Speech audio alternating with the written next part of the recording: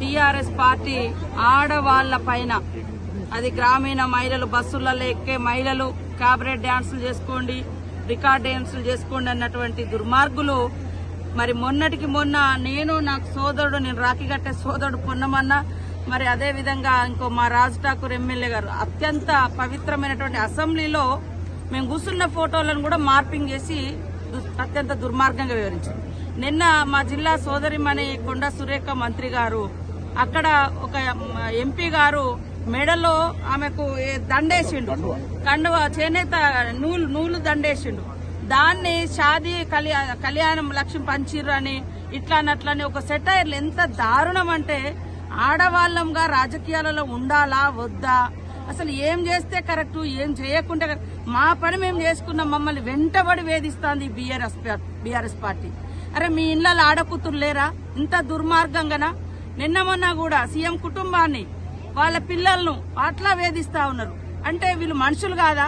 అసలు ఏం నేర్చుకున్నారు టీఆర్ఎస్ పార్టీ నాయకులు? బీఆర్ఎస్ పార్టీ బికారుల నాయకులారా, మీరు ఏం నేర్చుకున్నారని నేను అడుగుతా ఉన్నా. ప్రతి దాంట్లో మార్పింగ్ చేయడం లేదా సెటైర్లు చేయడం అత్యంత అవమానకరంగా ఆడవాళ్ల మీద.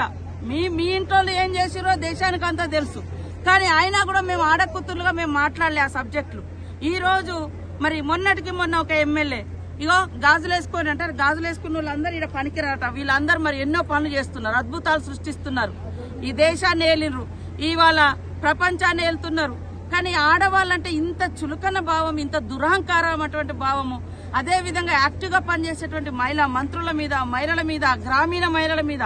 ఒకప్పుడు ఫ్యూడల్ వ్యవస్థ ఉండే ఇట్లాంటి కరీంనగర్ జిల్లాలలో గాని మన జిల్లాలో గాని 30-40 ఏళ్ల కింద 50 ఏళ్లకు వస్తే వాళ్ళ మీద అనేక దుష్ప్రచారాలు చేసి భర్తలను తాగిచ్చి కొట్టించినటువంటి సందర్భాలు అవన్నీ కూడా బయట ఎదుర్కొని ఈరోజు మహిళలు, లక్షలాది మంది మహిళలు సంఘాలుగా ఏర్పడి కుటుంబాలను చూసుకుంటున్నారు, ఉద్యోగాలు చేస్తున్నారు, ఊర్లు వెళ్తున్నారు, ఊర్లలో ప్రజాప్రతినిధులు ఉన్నారు, రాష్ట్రాలు జిల్లాలు వెళ్తున్నారు.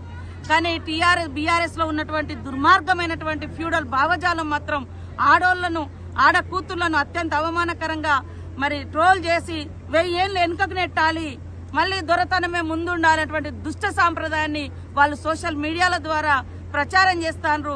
సమాజంలో ఉన్నటువంటి మహిళలందరూ కూడా ఆలోచించండి. అదేవిధంగా ఆడబిడ్డల్ని కన్నా తల్లిదండ్రులు గాని సపోర్ట్ చేసే మా అన్నదమ్ములు కూడా ఆలోచించి ఈ బీఆర్ఎస్ పార్టీ చేస్తున్నటువంటి ఇలాంటి దుష్ప్రచారానికి చెక్ పెట్టాలి.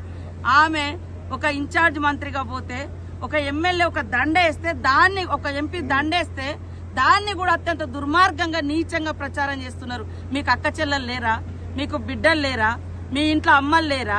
ప్రతి ఒక్కరు తప్పు చేసిన వాళ్ళంటే తప్పు మాట్లాడితే కదా, ఇట్లాంటి వాటిని కూడా ఈ రకంగా మాట్లాడితే ఆడవాళ్ళు ఇంకా రాజకీయాల్లోకి రాగలుగుతారా? కనీసం ఇప్పటికే పని ప్రదేశాలలో అక్కడ ఇక్కడ సమాజంలో లైంగిక వేధింపులు, అత్యాచారాలు, హత్యలు జరుగుతున్నాయి. దాన్ని అరికట్టాలని మనం మాట్లాడుతూ ఇవాళ ముందుకొచ్చేటువంటి మహిళల మీద ఈ రకంగా ట్రోల్ చేసి అవమానించి కుటుంబాల మధ్య చిచ్చులు పెట్టేటువంటి దుర్మార్గులారా, బీఆర్ఎస్ పార్టీ నాయకులారా, బుద్ధి తెచ్చుకోండి. ఈ సమాజము ఈక్వాలిటీ కోరుతుంది, సమానత్వం కోరుతుంది. మొన్నటికి మొన్న మేము ఏమనలే.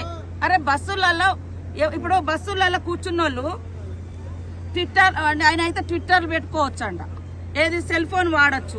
మరి వాళ్ళ చేతులు ఏదో పని ఉన్నది, సంచులు ఉన్నది, ఇట్లా వాళ్ళ బస్సు ఇట్లా వాళ్ళు కూర్చొని ఏదో పని చేసుకున్నారు. ఎవరికి ఆటంకం లేనప్పుడు ఏం ప్రాబ్లం?